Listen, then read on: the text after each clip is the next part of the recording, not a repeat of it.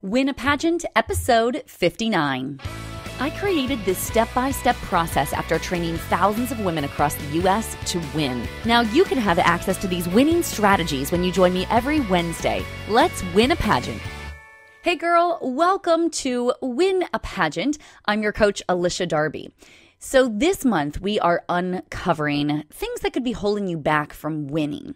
In episode 57, we talked about the difference between the dreamers and the doers. Most women just dream of accomplishments, but only the women in the top 10% actually take action to accomplish their goals. Then in episode 58, we talked about how to stop procrastinating the things that you actually want to accomplish by giving you a 5-step strategy to get more done. This is exactly what high-level competitors have to do in order to be successful. And in today's episode, we're going to talk about another potential roadblock to your success, and that is not making pageants important. I want to start with a few examples to help you understand what I mean by making something important. So there's no doubt that if your 5-year-old son woke up with a fever and bumps all over his arms or something, you would absolutely cancel all of your work meetings.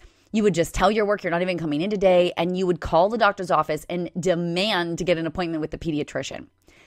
But if he just woke up a little bit cranky, you would probably tell him, honey, mommy loves you. You need to put on your shoes because you're going to school today, right? If your best friend suggested that you order a pizza with olives because she loves olives, but you hate olives, then you would whine until she agreed to order it half and half. But if the guy that you liked made the exact same suggestion, you'd probably just shut your mouth and choke them down. If your doctor told you that you had to lose 30 pounds or you would be dead in a year, you would absolutely join a gym, you would hire the most expensive personal trainer, and you'd start drinking shakes for breakfast. But right now, eating salads for dinner and skipping your nightly glass of wine after a long day at work to lose just 5 pounds for your friend's wedding, that's not so easy. The only difference in each of these scenarios is the level of importance placed on the intended outcome. If the outcome is important, like healing your child or impressing your crush or saving your life, then your natural survival instincts kick in, and immediate and impressive action is required to ensure your success. So why is it that women don't take impressive action to win their pageant or to do anything else? It's because it's not seen as important. Now, there are 3 specific reasons I want to discuss why pageantry might not be seen as important. The first is that our culture sort of paints pageantry as a hobby. It's something silly blonde girls do. They just want to play dress up and pretend to be a princess, To those of us who have competed at a very high level and kind of climbed the ladder of impact and success, we obviously can see this as crazy. We know the value that it brings, but the rest of the world doesn't really know that. They don't understand really, truly what happens in pageantry. So this skewed perception definitely shapes the minds of women, especially those who are just at the starting line of their pageant career. The second is, if we don't see all of the hard work that happens behind the scenes, then it's easy to kind of fool yourself into believing that whatever a professional presents in terms of their performance, that it's just easy and effortless, because a true professional, for example, if you think about an A-list actor, I love the type of A-list actor that can write, perform, and produce several movies in just 1 year. That's just outstanding to me. Now, of course, we know that it's not without hard work, but they just make it look so easy, So it is easy to convince yourself that, there's no work behind that. Look how easy they're making it look. The same can be said for a professional model who's on the cover of a magazine. You just think they're posing beautifully for photographs, but if you've ever tried to model, it's not so easy. It takes a lot of work behind the scenes. Now, the third thing is that when we don't know what true gold lies at the end of the rainbow, it's really hard to start climbing up one side of the rainbow if you don't really know what's over there, So just that misconception of not really understanding what pageantry can do for you, it's a great reason to make something unimportant. Now, if anything in our lives is seen as unimportant, then it's really easy to just sit back and keep peacefully dreaming, but not really taking any action. But when we know the value and the importance of something, it immediately moves to the top of our list of priorities. And everything that's important has a strategy and an investment of either time, money, and or energy.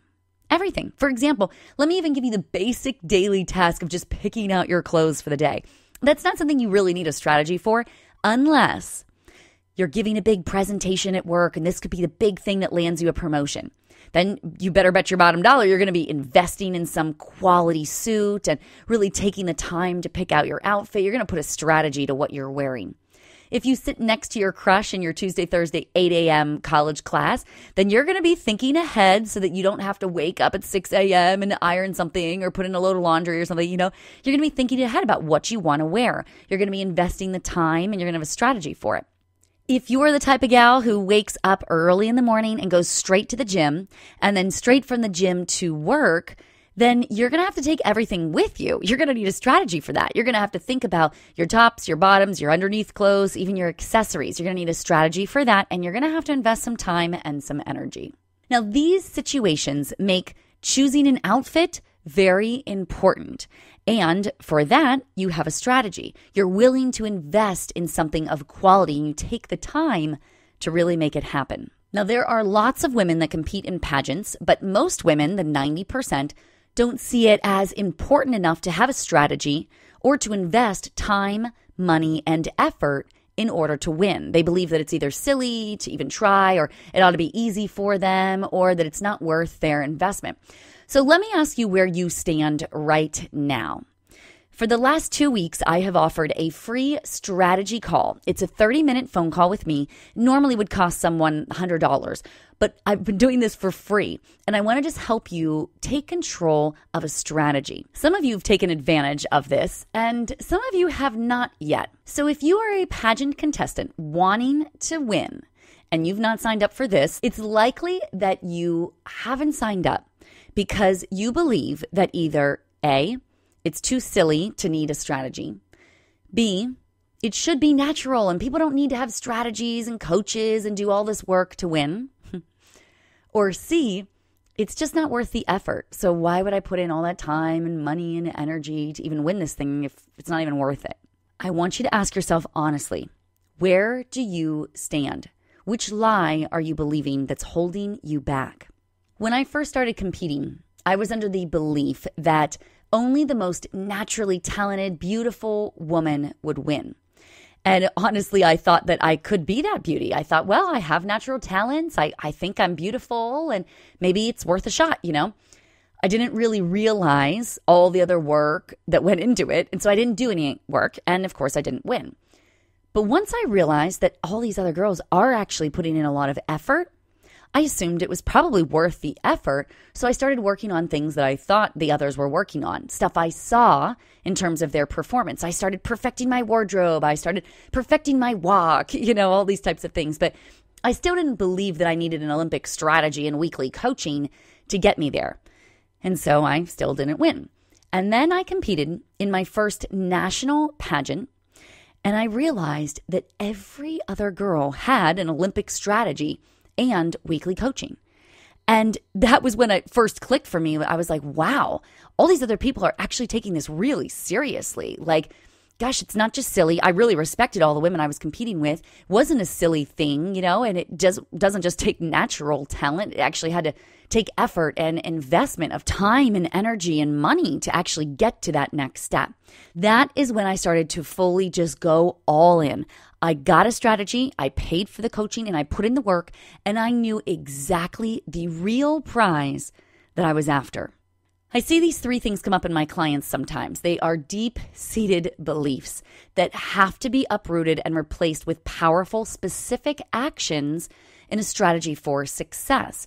That's how women get all the way to the top. Now, of course, you could the very, very first pageant I ever won was an accident. I accidentally won my pageant because there just wasn't a whole lot of other competition. And so I was, of all the girls competing, I truly was the best of them. But that wasn't the thing that got me to the national level.